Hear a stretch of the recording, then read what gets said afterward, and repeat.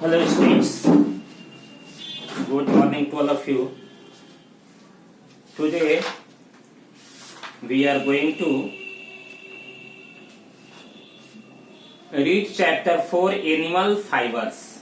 आज हम लोग चैप्टर 4 एनिमल फाइबर्स पढ़ेंगे। पिछले क्लास में हम लोगों ने चैप्टर 3 पढ़ लिया था। आज देखें तो you have to open page number 56।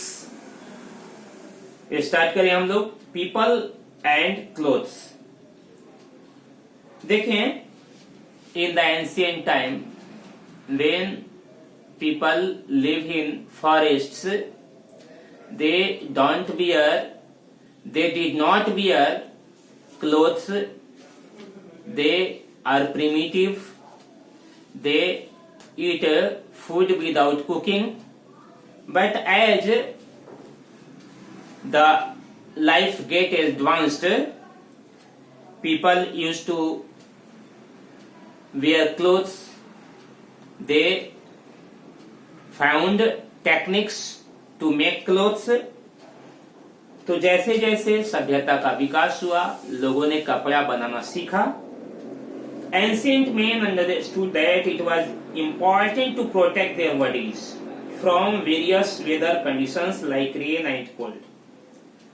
प्राचीन मानव ने यह समझा कि शरीर को ठंडा, गर्मी और बरसात से बचाने के लिए हमें कुछ पहनना पड़ेगा। Since then, उसी समय से men have used the leaves of trees and animals' skin to protect themselves. मानव अपने शरीर को ढकने के लिए पेड़ के पत्ते या जंगली जानवरों के खाल का उपयोग किया। Eventually, they started to develop the skill of weaving. कहता है कि समय के साथ उन्होंने वीविंग का मतलब बुनाई का जो है स्किल प्राप्त किया, निपुणता प्राप्त की। एंड मेड क्लोथ्स, और कपड़ों का निर्माण किया। Clothes were made to serve the purpose of protecting oneself from heat, rain, cold, dust, insects. कपड़ा बुनने का जो उन्होंने कला सीखा और उसके बाद उन्होंने कपड़े को अपनाया, उनका मेन उद्देश्य था कि अपने शरीर को जाड़ा, गर्मी, बरसात या धूल कण से बचाएं। लेटर ऑन, बाद में clothes were necessary to be clean and comfortable. बाद में कहता है कपड़ों की धुलाई, सफाई है ना, वो जो है जरूरी हो गया। We use shoes and socks to protect our feet. हम अपने पैरों को बचाने के लिए शूज और सॉक्स का इस्तेमाल करते हैं। Both this protect us from A number of things. ये दोनों चीजें हमें ढेर सारी चीजों से बचाता है, जैसे जर्म से, harsh weather condition and while walking and running. ये कहता है कि हार्श वेदर कंडीशन होता है जब बिल्कुल विषम वेदर कंडीशन होता है। फिर कहता है चलने में और दौड़ने में हमें क्या करता है कि जूते और मोजे हमें बचाते हैं। A school should be of the correct size and shape of should be of the correct size and shape and should provide comfort. Should be the correct size. Shoes जो है वे बिल्कुल सही साइज के होने चाहिए। And shape and should provide comfort, और ऐसे होने चाहिए जो हमको आरामदायक हो। One should not wear wet shoes और socks as it creates problem like to nail fungus. हमें कभी भी भीगे हुए जो है शूज या सॉक्स नहीं पहनने चाहिए, कारण कि ये क्या करता है, फंगस को पैदा करता है जो हमारे पैरों में परेशानी पैदा करेगा।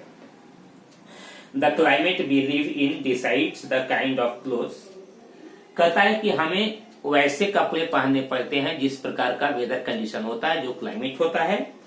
In summer we wear cotton clothes because it help in circulation of air easily and absorption of sweat which is comfortable during this time।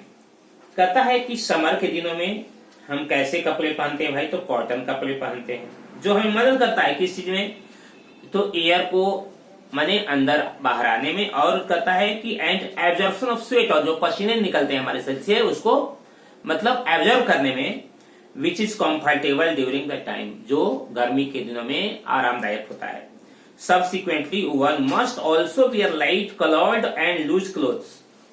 इस प्रकार कहता है कि एक व्यक्ति को लाइट कलर्ड और लूज क्लॉथ पहनना चाहिए, as it helps in reflecting back the heat during summer, क्योंकि ये गर्मी के दिनों में सन के हीट को रिफ्लेक्ट करते हैं और फलता हमको ज्यादा गर्मी नहीं लगता है। It also keeps our body cool and prevent skin irritation, यह हमें शरीर को ठंडा रखता है और कहता है कि बॉडी में स्किन इरिटेशन से बचाता है। During winters we wear clothes which keep us warm. Winter के दिनों में हम देखिए कपड़े कैसे पहनते हैं, तो गर्म कपड़े पहनते हैं जो हमें जाड़े से बचाता है। यहाँ कहता है in addition to bearing cotton clothes in the rainy season we also use rain coat and gumboots. Rainy season में क्या करते हैं, हम कपड़े तो पहनते हैं, उसके साथ साथ रेन कोट गमबूट्स इत्यादि पहनते हैं। फाइबर ऑब्टेन फ्रॉम एनिमल्स, देखिएगा हम जानते हैं कि फाइबर्स जो होते हैं वे हमको एनिमल से मिलते हैं, प्लांट से मिलते हैं, और कुछ क्या होते हैं नेचुरली नहीं बल्कि आर्टिफिशियली बनाए जाते हैं। Those fibres which are obtain from plants and animals are known as what, natural fibres, उन्हें हम नेचुरल फाइबर कहते हैं। देखिए तो नेचुरल फाइबर्स में कौन कौन है भाई, कॉटन हो गया, फिर और कौन हो गया, वूल हो गया, सिल्क हो गया, है ना, ये सभी जो है क्या है, क्वायर हो गया, ये these are natural fibres. And fibres which are obtain from animals are wool and silk. Wool और सिल्क दो ऐसे नेचुरल फाइबर्स हैं जो हमें एनिमल से मिलते हैं।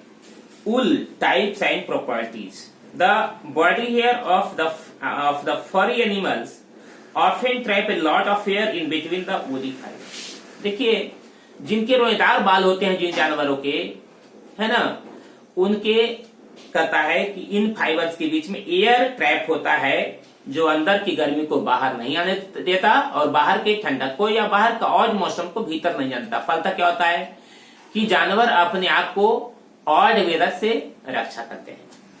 Air is a bad conductor of heat, air क्या होता है, बैड कंडक्टर होता है हीट का।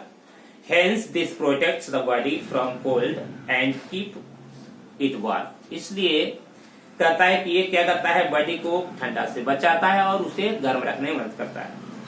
That makes it suitable to wear during the winter, जिसके कारण कहता है जाड़े में जो है हम उन्हीं कपड़े पहन करके अपने आप को कंफर्टेबल महसूस करते हैं। There are two types of fibres found in sheep hair, the coarse and rough weird hair and the fine and soft under hair which grows close to the skin। कहता है कि सीप जो होते हैं उनमें दो प्रकार का हेयर होता है। एक हेयर जो कहता है मोटा होता है, रुखला होता है, वो कौन होता है भाई, तो बियर्ड, दाढ़ी के आसपास का।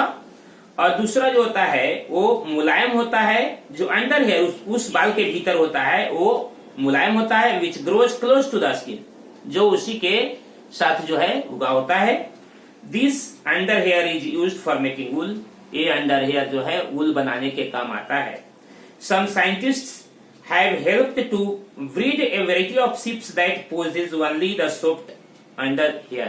कुछ साइंटिस्ट ने इस प्रकार के कहता है सीप का ब्रीडिंग किया है जिसके सभी वूल क्या होते हैं, माने सॉफ्ट होते हैं। दिस काइंड्स ऑफ सीप not only yield better quality of wool, इस प्रकार के सीप जो है मात्र बेटर क्वालिटी के ही वूल नहीं देते हैं, बट द यील्ड पर सीप इज मच हायर, बल्कि वो जो ऊन पैदा करते हैं वो काफी मात्रा में पैदा करते हैं। तो आज हम लोग यहीं तक रुके, आज के बाद फिर नेक्स्ट क्लास में पढ़ेंगे types of wool. To the best of your, thank you.